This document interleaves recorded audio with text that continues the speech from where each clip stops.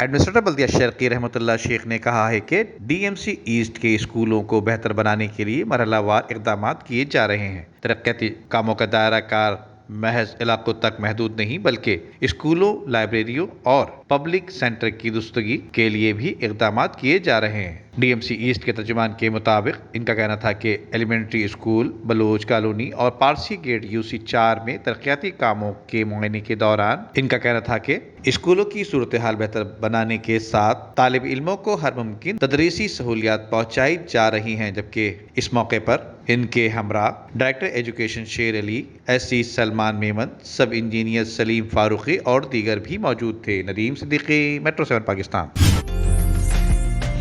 عمدہ میں پکائیں اور جی بھر کے کھائیں۔